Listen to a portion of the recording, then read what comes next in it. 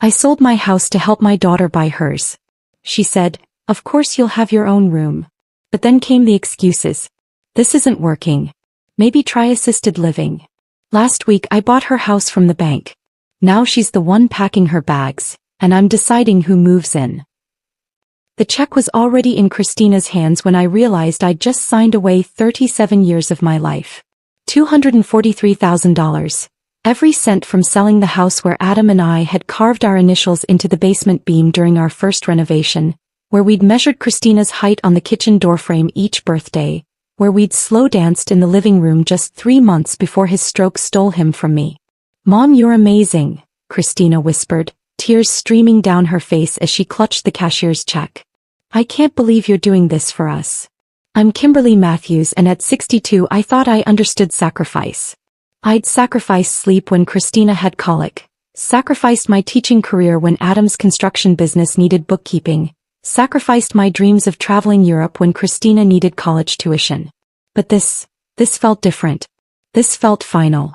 The house Adam and I built wasn't just brick and mortar. It was Sunday morning pancakes served on mismatched plates we'd collected from garage sales. It was the squeaky third step that warned us when teenage Christina snuck in past curfew. It was Adam's workshop in the garage, still smelling of sawdust and Old Spice, where he'd crafted the rocking chair that now sat empty in what used to be our bedroom.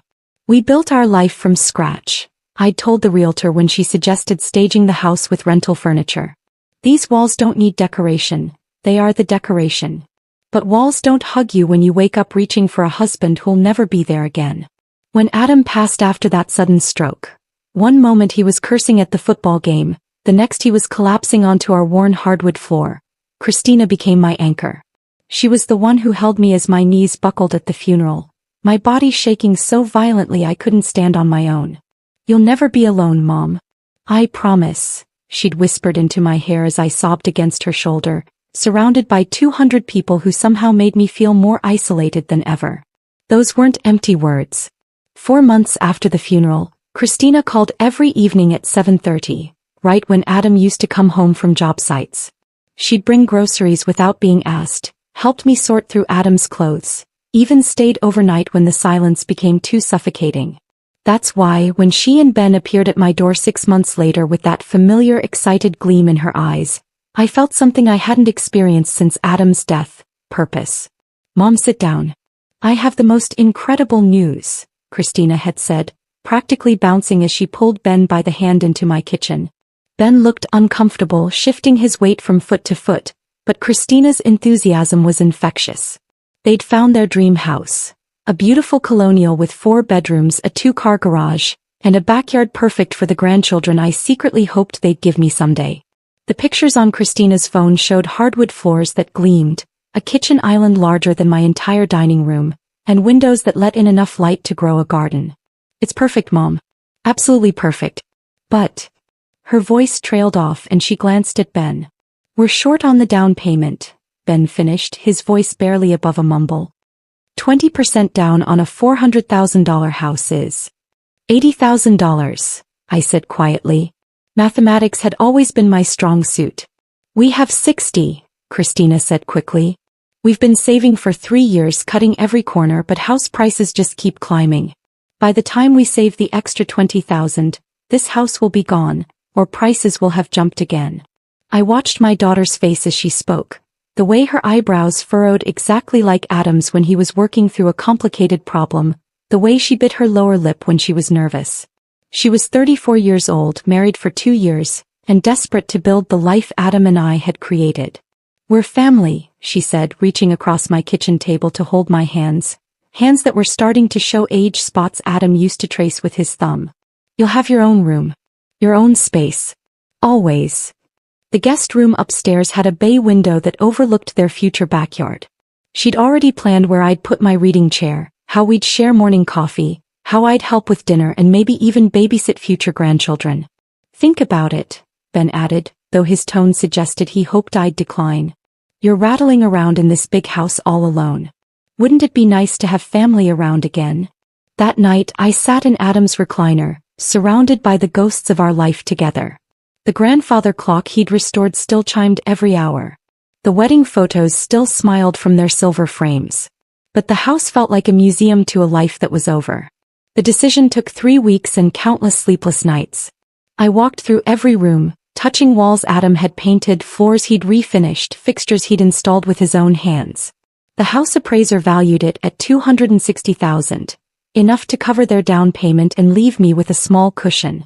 "I'll do it," I told Christina over the phone, my voice steadier than I felt. The closing was surprisingly quick. I signed papers transferring ownership to strangers who promised to love the house as much as we had. I packed 37 years into 2 boxes and 6 garbage bags, keeping only what would fit in Christina's guest room. Moving day arrived with autumn rain that seemed appropriate for endings. As the moving truck pulled away from the curb, I stood in the driveway one last time, memorizing the front porch where Adam had proposed, the maple tree we'd planted for Christina's first birthday, the window of what had been our bedroom. "Ready, Mom?" Christina asked softly, her hand on my shoulder. I nodded, not trusting my voice, and climbed into her car with my 2 boxes and a heart full of hope for this new chapter. At first, everything felt warm and promising, like the beginning of the fairy tale I'd convinced myself we were writing together. The first morning in my new home, I woke to the sound of cardboard boxes being moved outside my door. Through the thin wall, I heard Christina's voice. "We can store the Christmas decorations in Mom's closet. She won't need much space anyway." My closet.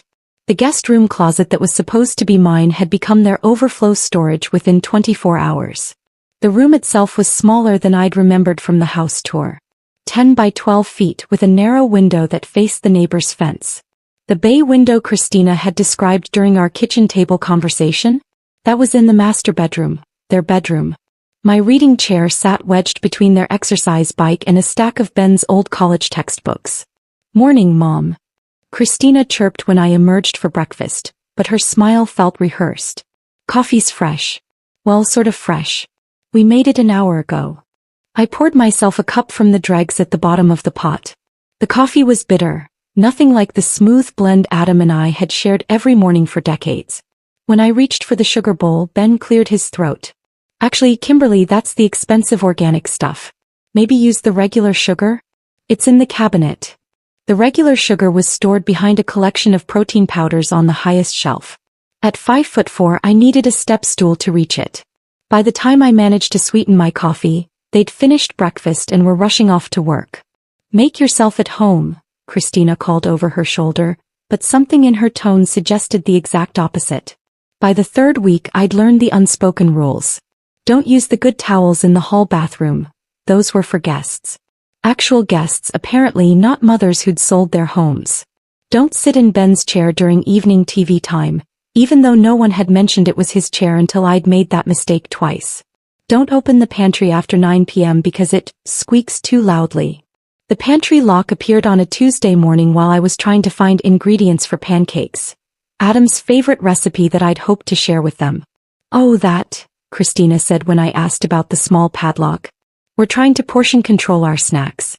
You know how it is, so easy to mindlessly munch." I hadn't been mindlessly munching.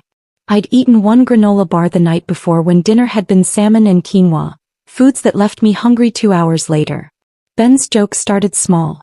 "Careful, Kimberly, you're using a lot of paper towels there." "Wow, long shower this morning. Hope we don't run out of hot water." "Another load of laundry? You might single-handedly fund the water company." I began timing my showers, counting paper towels, washing my clothes by hand in the sink. The woman who'd once hosted Thanksgiving for 20 people was now rationing her use of dish soap. The breaking point came on a Thursday evening in November. I'd spent the day organizing their chaotic junk drawer as a small way to contribute, arranging batteries, rubber bands, and takeout menus into neat compartments. When Christina came home, she stood frozen in the kitchen doorway. "Mom, did you go through our stuff?" I organized the drawer. It was such a mess, and I thought. "That's our private space," Ben interrupted, his voice sharper than I'd ever heard it. "We didn't ask you to go through our things." I was trying to help. "We don't need that kind of help," Christina said, already shuffling through the drawer, disturbing my careful organization. "Please don't touch our personal items." That night, I lay in bed listening to their muffled voices through the wall. Their bedroom shared a wall with mine, and the insulation was apparently more decorative than functional. She's always here, Ben's voice carried clearly. I can't relax in my own house. She doesn't have anywhere else to go, Christina replied, but her tone lacked conviction. That's not our problem. She's a grown woman. She could get her own apartment. With what money?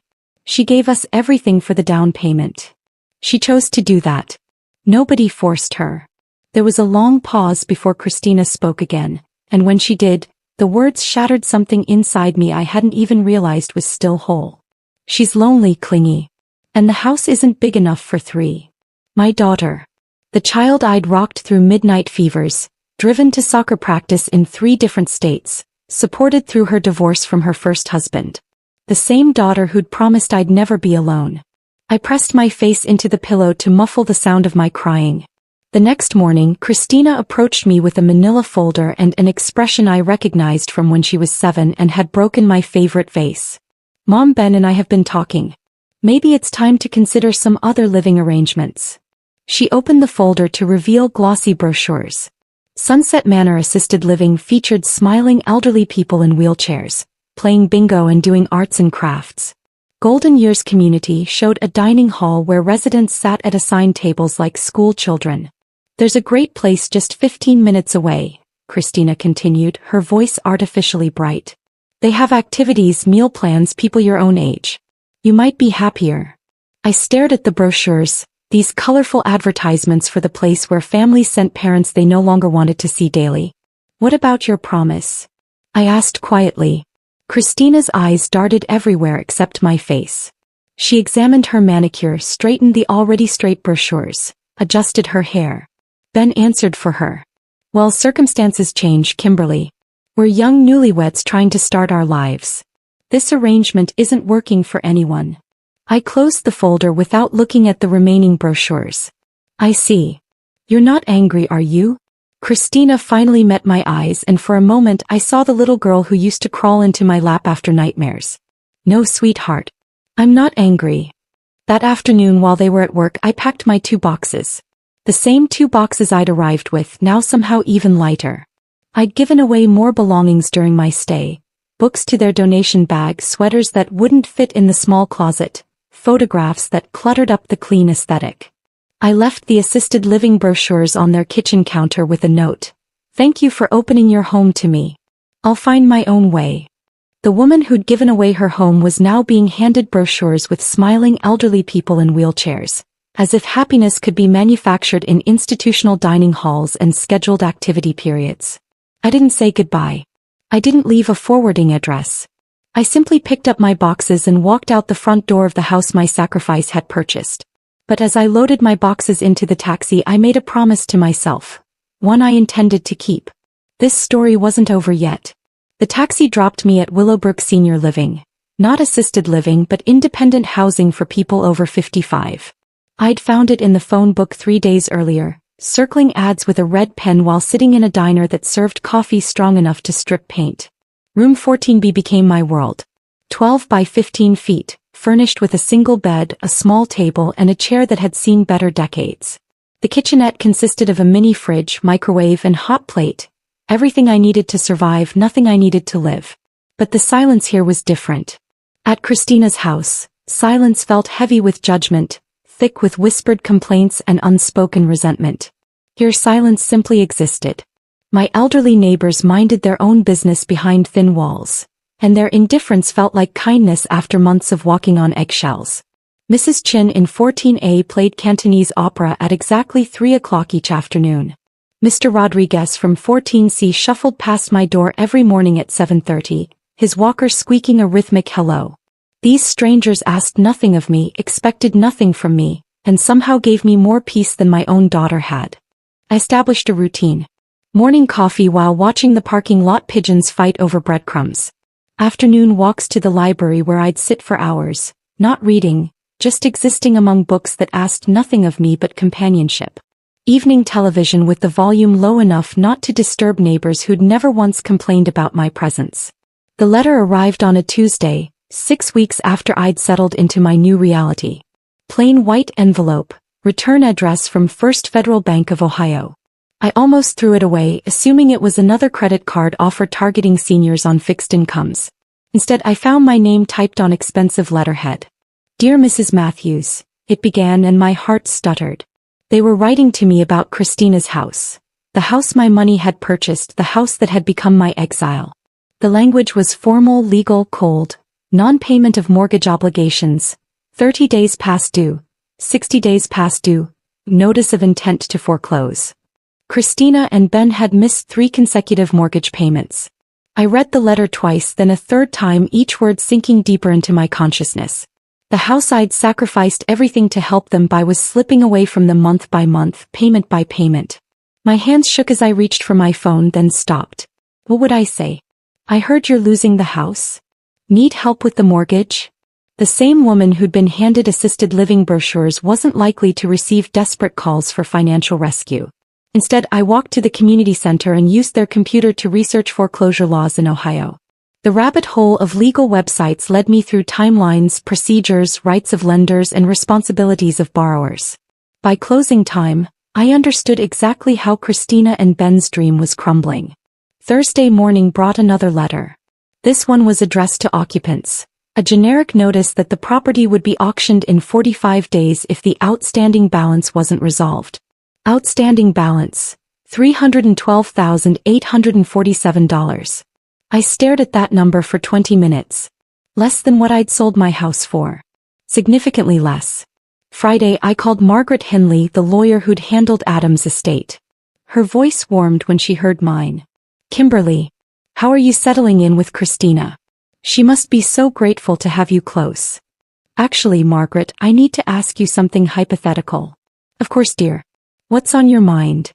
"If a house was going into foreclosure and someone wanted to buy it directly from the bank, how would that work?" Margaret paused. "Well, there are several options. Pre-foreclosure purchase, auction bidding, or post-foreclosure acquisition." "Why do you ask?" "Just curious about the process." "Kimberly, this isn't like you to ask hypothetical legal questions." I took a breath. "It's Christina's house. They're behind on payments." "Oh honey, I'm so sorry. Are you thinking of helping them catch up?" "I'm thinking of buying it." The silence stretched long enough that I wondered if the call had dropped. "Kimberly, that's quite a decision. Have you discussed this with Christina?" "No. And I don't intend to." Monday morning, I sat in Margaret's office with Adam's pension statements, my savings account records, and a determination that surprised even me. I'd kept Adam's pension untouched since his death, some superstitious belief that spending it would make him more gone than he already was. "The outstanding mortgage balance is roughly $313,000, Margaret explained, spreading papers across her mahogany desk. "With penalties, fees, and legal costs, probably closer to $320. You'd need to move quickly." "I have it." "You have $320,000? Adam's pension lump sum was $400,000. I never touched it. Plus my savings." Margaret leaned back in her leather chair, studying me with the expression she'd worn when I'd insisted on reading every page of Adam's will. "Kimberly, forgive me for asking, but why not simply help Christina and Ben catch up on their payments? Why buy the house outright?" I thought about Christina's locked pantry, Ben's jokes about my laundry habits, the assisted living brochures left on their kitchen counter like a hint that had grown into a demand. Because helping them taught me something about family, Margaret. Sometimes love looks like rescue. Sometimes it looks like consequences. She spent the next hour explaining the process. Contact the bank's loss mitigation department. Submit a cash offer. Wait for approval. Close within 30 days. "They'll likely accept your offer," Margaret said. "Cash buyers are gold to banks trying to avoid foreclosure proceedings." "And Christina and Ben? They'll receive notice that the bank has accepted an offer from a third-party buyer. Standard procedure. They won't know it's you until closing." I signed the retainer agreement and walked out of Margaret's office feeling something I hadn't experienced in months. Power. The bank representative, Mr. Walsh, sounded surprised when I called. "You want to purchase the property at 1247 Maple Grove Lane?" "Yes." "Cash offer. Full asking price." "Ma'am, I have to ask, are you familiar with the property?" I almost laughed. "You could say that." Within 3 weeks, the paperwork was complete. I signed my name on documents that transferred ownership of Christina's dream house to me. Not sentiment this time. Not love or sacrifice or hope for family harmony. Purpose. The house was mine again, but everything had changed. I chose Thursday at 10:47 a.m. for a reason. Christina would be home from her morning yoga class, but Ben wouldn't return from his sales calls until afternoon. I wanted to see her face first. The daughter who'd promised I'd never be alone, then handed me brochures for institutional care. My hands didn't shake as I walked up the brick pathway I'd helped pay for. The autumn mums Christina had planted in the flower boxes were already wilting from neglect. The newspaper lay soggy on the front step, 3 days' worth of unread headlines about other people's problems. I rang the doorbell instead of knocking. Somehow knocking felt too familiar, too much like family. Just a minute. Christina's voice called from inside, the same hurried tone she'd used when I lived here, and interrupted her routine by existing. The door swung open and Christina's face cycled through expressions like a broken slideshow. Surprise. Confusion. Guilt. Then something harder, more defensive. Mom? What are you doing here? She looked thinner than when I'd left 6 weeks ago. Dark circles shadowed her eyes, and her yoga outfit hung loose on her frame. The house behind her was messier than I'd ever seen it. Dishes piled in the sink, mail scattered across the counter, Ben's clothes draped over the furniture I'd once been scolded for sitting on. May I come in? Well, Ben's not here and we're kind of in the middle of. This won't take long. I stepped past her into the foyer, noting how the hardwood floors I'd admired during the house tour now showed scuff marks and needed refinishing. The pristine home they'd been so proud of was showing signs of neglect that matched their financial situation. Christina closed the door with more force than necessary. Mom, if this is about what happened before you left, we can talk, but... I pulled the manila envelope from my purse. Official bank letterhead, legal-size paper, the kind of documentation that changes lives in 12-point Times New Roman font. You have 30 days to vacate the premises. Christina stared at the envelope like it might bite her. What are you talking about? The house is under new ownership as of yesterday. The bank accepted a cash offer to avoid foreclosure proceedings. That's impossible. Christina's voice cracked. We would have been notified. There's a whole process. We have rights. I opened the envelope and removed the eviction notice, holding it so she could read the official seal, the court stamps, the signatures that made everything legally binding. You were notified. Multiple times. 3 months of missed payments according to the bank's records. Christina's face went white as she read. Her lips moved silently, processing words like default, and foreclosure, and immediate vacation required. Who bought it? She whispered. Someone who understood its true value. The front door slammed open, making both of us jump. Ben stormed in, his face flushed red, still wearing his rumpled sales suit from yesterday. Christina. Did you see the notice from the bank? Some vulture swooped in and bought our house right out from under us. He stopped short when he saw me. Kimberly, what are you doing here? Christina held up the eviction notice with trembling hands. Mom brought this. Ben's eyes darted between the legal document and my face, his salesman's brain working to process information that didn't fit his expectations. You brought us an eviction notice? How did you even get? His voice died as understanding dawned. Oh my God. You bought our house. I bought my investment. Your investment? Ben's voice climbed an octave. This is our home. No, I said quietly. This was my home. I paid for it. I furnished the down payment that made your dream possible. You turned it into a place where I wasn't welcome. Christina finally found her voice. How could you do this to us? We're your family. The word hung in the air like smoke from a house fire. Family, I repeated. You mean like when you locked the pantry so I couldn't eat your expensive granola bars? Like when you timed my showers and counted my paper towels? Like when you handed me brochures for assisted living because your house wasn't big enough for 3? Ben stepped forward, his salesman's aggression surfacing. You're being vindictive. This is revenge. This is consequences. We can fight this. Ben shouted. We'll get a lawyer. This has to be illegal somehow. I almost smiled. I used a lawyer. Margaret Henley. She handled all the paperwork. Everything's perfectly legal. Cash purchase, clear title, 30-day notice period as required by state law. Christina collapsed onto the couch I'd once been told not to sit on without permission. We don't have anywhere to go. We don't have money for deposits, first month's rent. You had money for yoga classes and organic sugar and expensive coffee, I observed. You had money to refinance this house and pull out equity for vacations and new cars. You just didn't have money for the actual mortgage payments. We made some mistakes, Christina whispered, tears streaming down her face. But we can fix this. We can work something out. You're my mother. Yes, I am. And you're my daughter. The daughter who promised I'd never be alone, then made me feel more alone than I'd ever felt in my life. Ben paced the living room like a caged animal. This is insane. You can't just buy someone's house because your feelings got hurt. I didn't buy it because my feelings were hurt. I bought it because you defaulted on the mortgage. The bank was happy to sell to a cash buyer instead of going through lengthy foreclosure proceedings. I walked to the mantel where Christina had displayed the family photos I'd brought from my old house, the ones she'd later suggested I remove because they cluttered the clean aesthetic. They were gone now, replaced by wedding photos and vacation snapshots that didn't include me. You did this to yourselves, I said, turning back to face them both. You turned your home into a cage and pushed out the one person who handed you the keys. Christina's sobs filled the silence.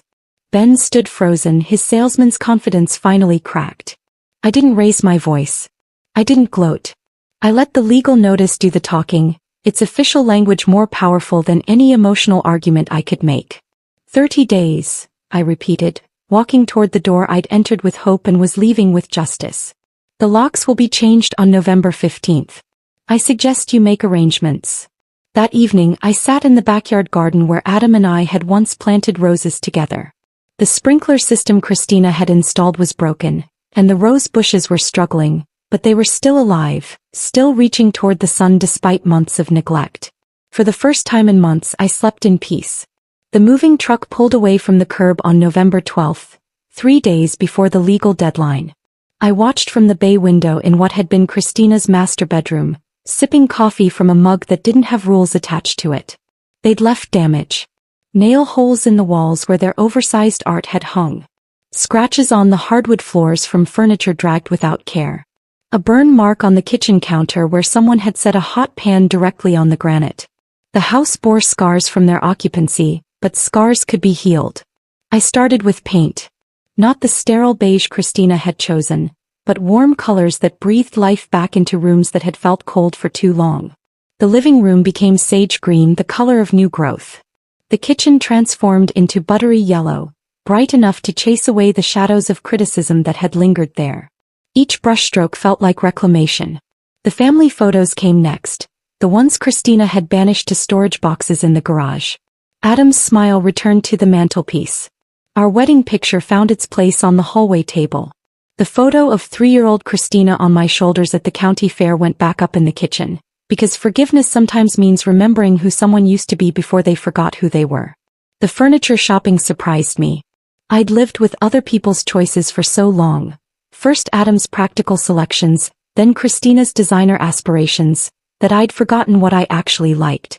The kitchen table I chose was round, not rectangular. Wood, not glass. Big enough for 4 people, not the massive 8-seater Christina had insisted would make a statement. I bought 2 chairs initially. One for me, one for whoever might need a place to sit and be heard. The bedroom makeover took the longest. I painted the walls lavender, installed bookshelves where Christina's exercise equipment had gathered dust, and positioned a reading chair by the window that overlooked the garden. This room would never again be storage for someone else's overflow. My phone rang constantly during those first weeks. Christina called 12 times the first day alone, her voicemails cycling through anger, disbelief, bargaining, and desperation. Ben left 2 messages, both filled with legal threats he couldn't afford to pursue. I listened to none of them completely.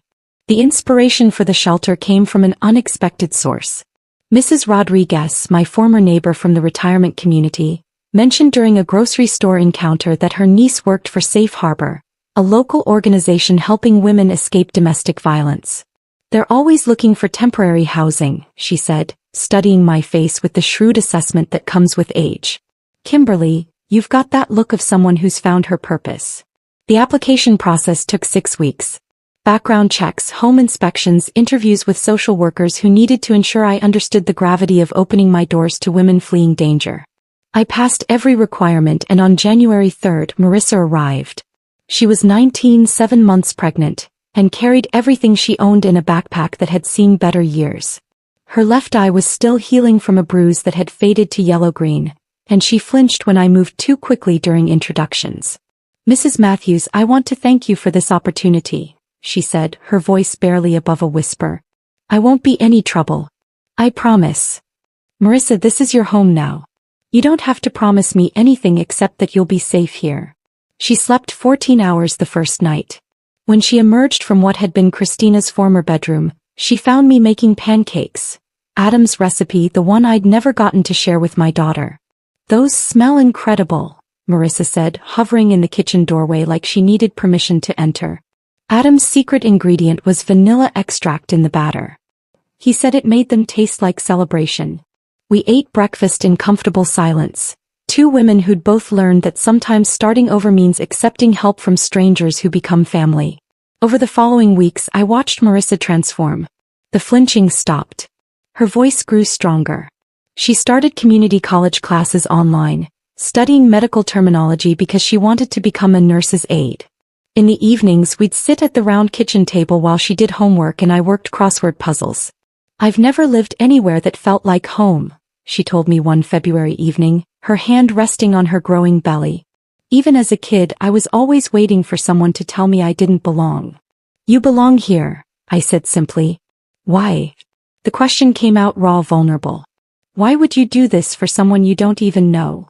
I thought about Christina's locked pantry, Ben's jokes about my laundry habits, the assisted living brochures that had made me feel like a burden instead of a blessing. Because everyone deserves a place where they're wanted, not just tolerated.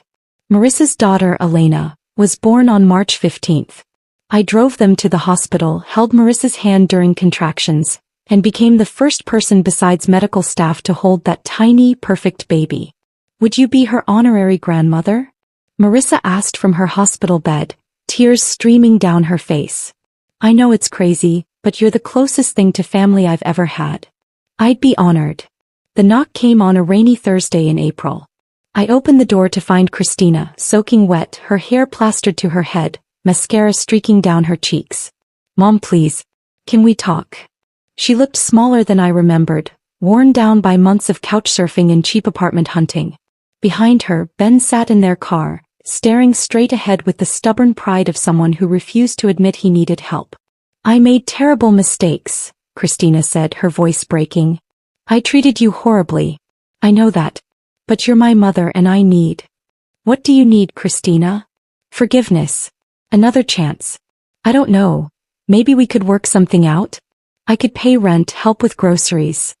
I looked at my daughter, this woman I'd raised and loved and sacrificed for, who'd learned to see generosity as weakness and kindness as something to exploit. "Love isn't about the room you give someone," I said quietly. "It's about the space you make in your heart." Christina's face crumpled. I know I didn't make space for you. But I'm trying to change. I've been going to counseling, working on myself." "That's good. Change is important. But this house isn't available for rent." "Mom, you chose to see me as a burden instead of a blessing. You handed me brochures for assisted living because I inconvenienced your life. Now you want forgiveness because you need something from me." I didn't hug her. I didn't hate her. I simply closed the door after she left, the same way she'd closed her heart when I'd needed her most. Through the window, I watched their car disappear into the rain, carrying my daughter toward a future she'd have to build without my sacrifice supporting it. Inside, Marissa was feeding Elena in the rocking chair Adam had built 30 years ago, humming a lullaby in Spanish. The house filled with the sounds of new life, second chances, and love that didn't come with conditions. This was what home was supposed to feel like. The transformation began with my reflection in the hallway mirror. 4 months, I'd glimpsed myself in passing. Always rushing, always apologizing for taking up space, always shrinking to fit other people's expectations. But now, standing in my own foyer with morning light streaming through windows I'd chosen to leave uncurtained, I saw someone different. I saw Kimberly Matthews. Not Christina's mother, not Adam's widow, not the woman who'd been handed assisted living brochures. I saw a homeowner. A decision maker. A woman who'd reclaimed her power one legal document at a time. The book club started accidentally. Marissa mentioned struggling with her prenatal reading. Medical journals were dense and she'd never had time to develop a love for books during her chaotic childhood. I offered to read alongside her and somehow word spread through Safe Harbor's network. Would it be okay if my friend Sarah joined us?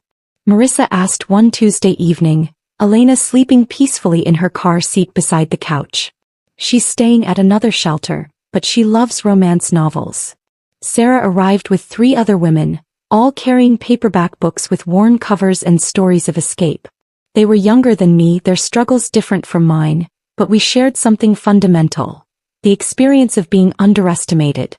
Mrs. Matthews, Sarah said after our first official meeting, you should start a real book club. For women like us, but also for older ladies who might be lonely.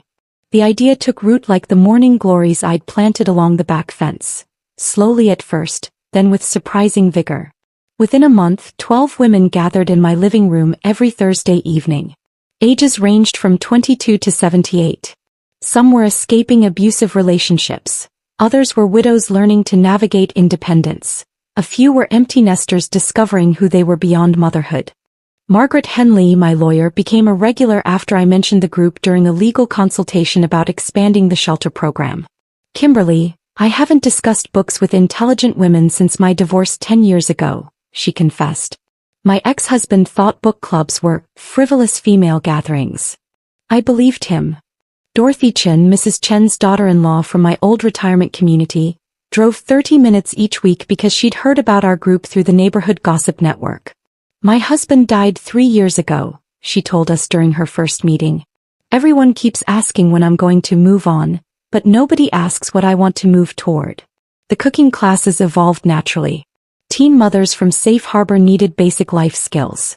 How to plan meals on food stamps, how to make nutritious baby food from scratch, how to turn cheap ingredients into satisfying dinners. I'd learned these skills during the early years with Adam, when his construction business was struggling and every dollar mattered. Miss Kimberly, 16-year-old Jasmine said, carefully measuring flour for bread that would feed her family for 3 days. How do you know all this stuff? I learned it the same way you're learning it now because I had to. The kitchen that had once made me feel like an intruder became a classroom where young women discovered their capability. We made meals together, shared stories, and created recipes for survival that had nothing to do with cooking. You should charge for these classes, suggested Maria, a 17-year-old whose knife skills had improved dramatically since her first week. This is better than any cooking show. The best lessons aren't for sale, I replied, watching her confidently julienne vegetables that would have intimidated her a month earlier. The quote frame happened after a particularly difficult Thursday book club discussion about the color purple. We'd been talking about strength, about the difference between submission and strategy, about how survival sometimes requires silence before it allows for speaking.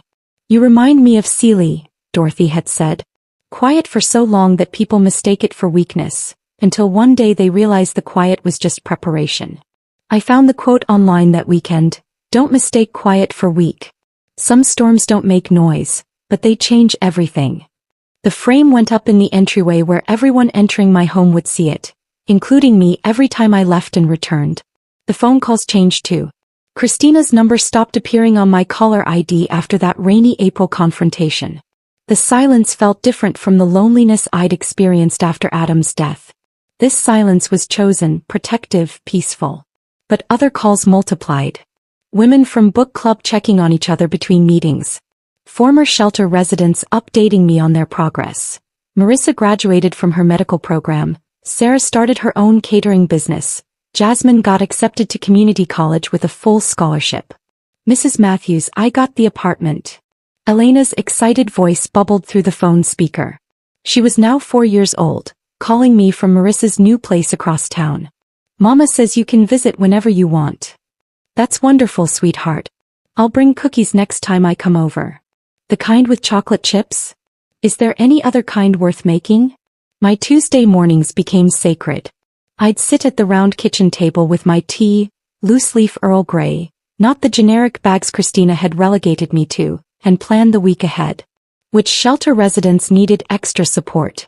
what recipes to teach in the next cooking class, which books to suggest for upcoming discussions.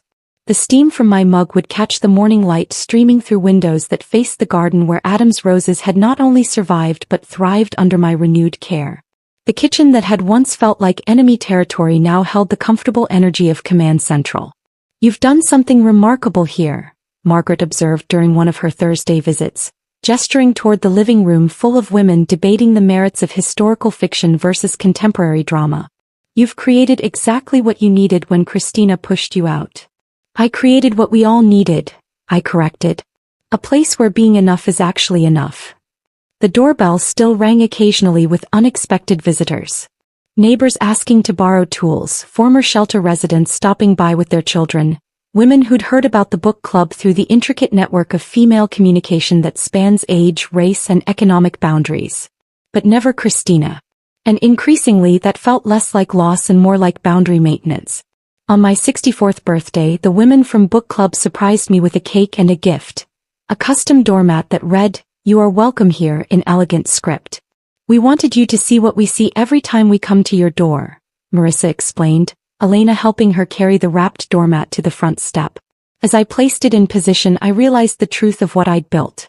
This wasn't just a house reclaimed or a heart rebuilt. This was a life redesigned by a woman who'd finally learned the difference between being wanted and being needed, between love and obligation, between accommodation and genuine welcome. Every morning now, making tea in my kitchen, choosing who sits at my table, I smile. Not because I'm grateful for scraps, but because I'm satisfied with abundance I created myself. If this story of sweet revenge had you on the edge of your seat, hit that like button right now. My favorite part was when Kimberly showed up with those eviction papers and Christina realized she'd lost the house her mother paid for. What was your favorite moment? Drop it in the comments below. Subscribe for more incredible revenge stories and hit that notification bell.